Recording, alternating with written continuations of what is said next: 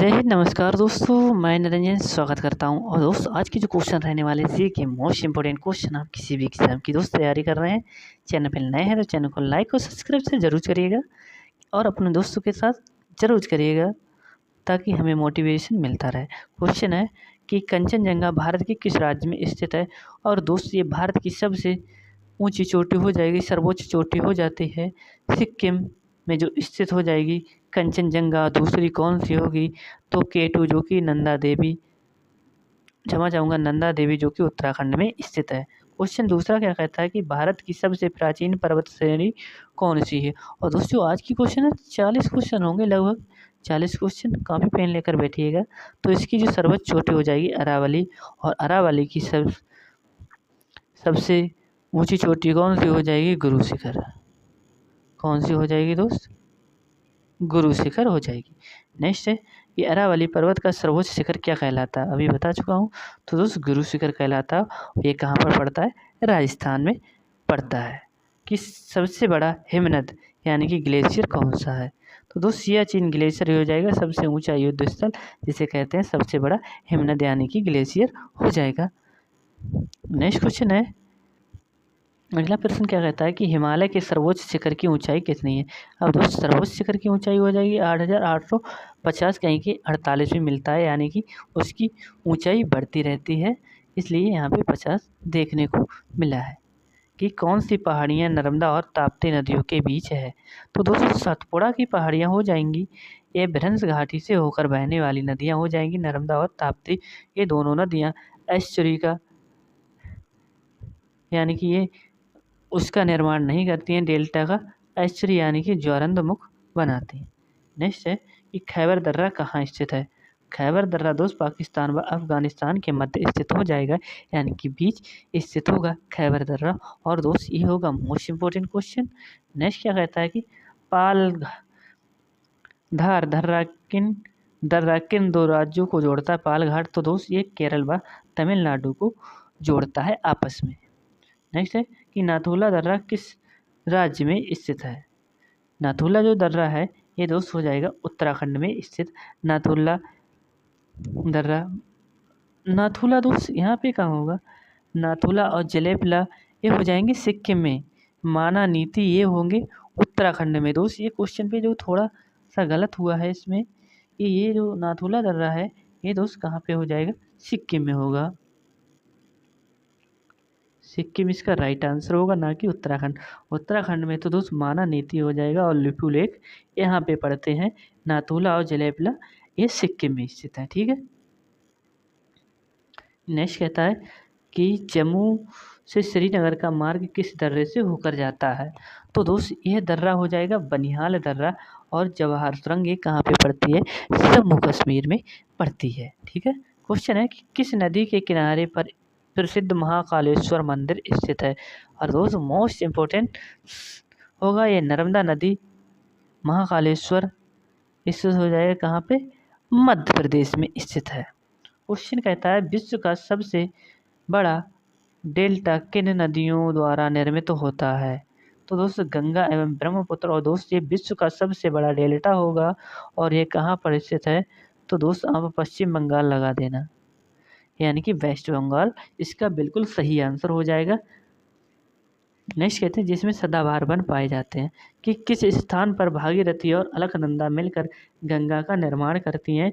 दोस्त जब भागीरथी और अलकनंदा आपस में दोनों नदियां मिलती हैं तब होता है एक नई नदी का उद्गम, जिसे देवप्रयाग में निर्माण करती हैं, और उसे हम गंगा नाम दे देते हैं। और इसकी जो लंबाई हो जाएगी 2525 किलोमीटर गंगा की। क्वेश्चन अगला कहता है अरावली पर्वत श्रृंखला किस नदी प्रणाली से विभाजित होती है। तो दोस्त ये किससे अलग होती है, चंबल व साबरमती।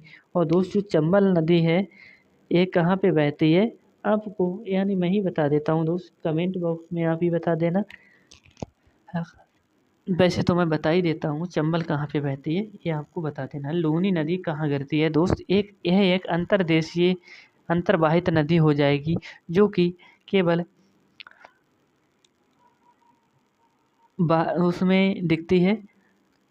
ये एक बारहमासी नदी ना होकर ये ऐसी नदी है जो कि कुछ ही दिनों में सूख जाती है और ये कहाँ पर कच्छ के रण यानी कि गुजरात में है, विलुप्त हो जाती है। राजस्थान से बहकर कच्छ में गिरती है और केवल 2 राज्यों में बहती है, लूनी नदी गुजरात और राजस्थान में। इसकी लंबाई दोस्त कितनी होगी? आई थिंक 748 हो जाएगी। नेक्स्ट कहता है कि तिब्बत में मानसरोवर झील के पास सबसे समझ चाहूँगा सबके पास कौन सी नदियाँ निकलती हैं? तो सतलज, सिंधु, ब्रह्मपुत्र नदी निकलती हैं तिब्बत में चेमायुंगडुंग ग्लेशियर, जो कि मानसरोवर झील के पास स्थित है। ये कौन सी नदी बांग्लादेश में जमुना के नाम से जाना जाता है? तो दोस्त किस नदी को जानते हैं? ब्रह्मपुत्र को कहते हैं जमुना। और दोस्त अरुणाचल प्रदेश में इसे द्यांग कहते हैं, याद रखना। मैं बोल देता हूँ, फिर से नोट करना है ब्रह्मपुत्र के बारे में। तो इसकी जो टोटल लेंथ हो जाएगी 2900 किलोमीटर। कितनी? इसकी 2900 किलोमीटर। और दोस्त इसे अब याद रखना, इससे जो तिब्बत में कहते हैं एयारलुंगजंग, चीन में कहते हैं सांगपो, और अरुणाचल प्रदेश में जब ये जाती है तब वहाँ पे ना क्षमा चाहूँगा, उसके बाद बांग्लादेश में जाती है, वहाँ पे इसे जमुना कहते हैं। और अरुणाचल प्रदेश में इसे द्यांग जब अपने असम राज्य में आती है तो वहाँ पर ब्रह्मपुत्र, और ब्रह्मपुत्र नदी पर ही सबसे बड़ा और सबसे छोटा माजुली द्वीप होगा, सबसे बड़ा और सबसे छोटा विश्व का, जिसे उमानंदा द्वीप बनाती है। ठीक है। नेक्स्ट कहता है किस नदी को दूसरी गंगा के नाम से जाना जाता है? तो दोस्त जी कावेरी नदी को कहा जाता है। नेक्स्ट कहते हैं कि शुष्क भूमि के लिए सर्वाधिक उचित फसल कौन सी है? तो मूंगफली होगी शुष्क भूमि के लिए। शुष्क मतलब होता है सूखी, जो कम पानी जिसमें होता है, यानी कि बंजर टाइप जिसे कह सकते हैं, यानी कि सूखी जिसे रेताले भी कह सकते हैं, रेता मिट्टी जैसे होती है उससे भी। राजस्थान की राजधानी कौन सी है? तो दोस्त जयपुर, जिसे गुलाबी नगर पिंक सिटी के नाम से जानते हैं, जहाँ पे हवा महल स्थित है। कि उदयपुर की ज्वारा खाने किस खनिज के उत्खनन के लिए प्रसिद्ध है? तो दोस्त ये जस्ता के लिए जानी जाती है उदयपुर की ज्वारा की खानें। उदयपुर कहाँ पड़ता है? तो यह राजस्थान में पड़ता है। 22 है कि महासागरीय एवं महाद्वीपीय पर्वतों समझ चाहूँगा परतों में किसके आधार पर अंतर पाया जाता है? तो दोस्त इसमें जो अंतर पाया जाता है महाद्वीपीय और महासागरीयों में, एक घनत्व के जो घनत्व होता है उससे मापा जाता है, यानी कि प्रेशर या दबाव जिसे कह सकते हैं। कि 23 है कि प्रायद्वीपीय भारत का कौन सा तट शीत ऋतु में अधिकतम वर्षा प्राप्त करता है? तो सबसे अधिक वर्षा तो कोरोमंडल तट किसे कहते हैं? तो ये तमिलनाडु के कहते हैं। ठीक है। क्वेश्चन है कि खनिज पदार्थों की दृष्टि से कौन सा भारतीय क्षेत्र अधिक समृद्ध है? छोटा नागपुर पठार, और ये कहाँ पे पड़ता है? छोटा नागपुर पठार अरुणाचल प्रदेश में स्थित हो जाएगा। कि टेहरी बांध को किस नदी से जल प्राप्त होता है? टेहरी बांध होता है, यानी किस नदी पर? भागीरथी नदी पर बना है टेहरी बांध, सबसे ऊंचा होगा। नेक्स्ट कहता है किस हवा में चक्रवातीय गति का अभाव पाया जाता है? तो दोस्त टर्नेडो है। और ये टर्नेडो कहाँ पे आता है? कमेंट बॉक्स में बता देना है आपको। इस भारत में निम्न में से कौन सी वनस्पति प्रमुख है? तो भारत में पतझड़ वन पाए जाते हैं सर्वाधिक। भारत में सबसे अधिक पतझड़ वन पाए जाते हैं। क्वेश्चन है कि बहुचर्चित सरदार सरोवर परियोजना निम्नलिखित में से किस राज्य में है? तो दोस्तों सरदार सरोवर परियोजना है, यह गुजरात राज्य में स्थित होगी। और यह किस नदी पर है? तो दोस्त ये नर्मदा नदी पर हो जाएगी। क्वेश्चन है कि भारत के पश्चिमी घाट पर्वतीय क्षेत्र में निम्न में से किस प्रकार की वनस्पति पाई जाती है? तो दोस्त सदाबहार वन पाए जाते हैं पश्चिमी घाट, जिसे हम क्या कह सकते हैं दोस्त? जिसे मैंग्रोव वनस्पति, जो कि पश्चिम बंगाल के सुंदरबन डेल्टा में पाई जाती है। नेक्स्ट करता है क्वेश्चन कि भारत में जल विद्युत शक्ति के विकास में कौन सा राज्य अग्रणी है? तो जल विद्युत विकास में उत्तर प्रदेश सबसे अग्रणी राज्य हो जाएगा। किस तिथि को दिन और रात बराबर होते हैं? तो दिन और रात बराबर होते हैं दोस्त 23 सितंबर को, यानी कि इस दिन दिन और रात सेम होते हैं। भारत में नमक की प्राप्ति मुख्य रूप से किस स्रोत से होती है? तो दोस्तों सागरीय जल होता है, सागरीय जल यानी कि जो सागर का जल हो जाता है, ये चट्टानी नमक की परतें एवं झील की मृदा जल से इसे क्यारी बनाकर यानी कि जो मेड़ टाइप होता है जिसे कहते हैं उसमें इकट्ठा करके किया जाता है। किस नदी को बृहद गंगा यानी कि बूढ़ी गंगा के नाम से जाना जाता है? तो दोस्तों गोदावरी को जाना जाता है। भारत की दूसरी गंगा किसे कहते हैं? तो कावेरी को कहते हैं। बृहद गंगा के नाम से गोदावरी को जानते हैं। क्वेश्चन है कौन सी नदी अपना मार्ग बदलने के लिए प्रसिद्ध है?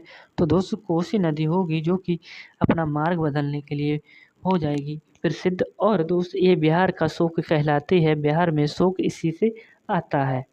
कौन सी नदी कपिलधारा जल प्रपात बनाती है? तो दोस्त नर्मदा नदी बनाती है। इसका ये याद रखना। कौन सी नदी उड़ीसा का शोक कहा जाता है? तो दोस्तों ब्राह्मणी नदी होगा। इसे कहा जाता है उड़ीसा का शोक। कहीं कहीं पे लोग महानदी भी बता देते हैं बट इसका ब्राह्मणी बिल्कुल राइट आंसर हो जाएगा। ये बैनगंगा और पैनगंगा किसकी सहायक नदी है? तो दोस्तों ये गोदावरी की होंगी बैनगंगा और पैनगंगा। क्वेश्चन इसका सही आंसर होगा अगले का। किस नदी पर सबसे लंबा सड़क पुल बना है?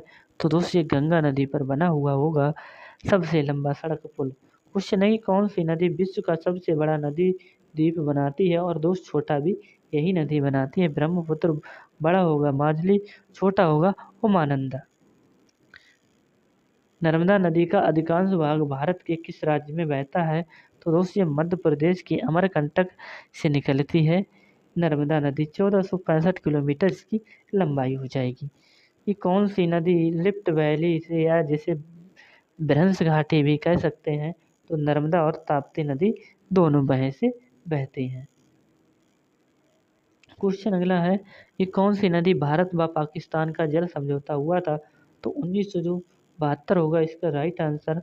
और इसका सही आंसर होगा सिंधु नदी जिसे पाकिस्तान और हमारे बीच समझौता हुआ था यानी कि भारत के मध्य। सिंधु समझौते के अनुसार भारत सिंधु नदी के कितने प्रतिशत जल का प्रयोग करेगा? तो 220% भारत करेगा और 80% इसका पाकिस्तान यानी कि नल्ला करेगा। कौन सी नदी भारत के केवल जम्मू कश्मीर राज्य से होकर बहती है? केवल तो सिंधु नदी जम्मू कश्मीर राज्य से होकर बहती है। कि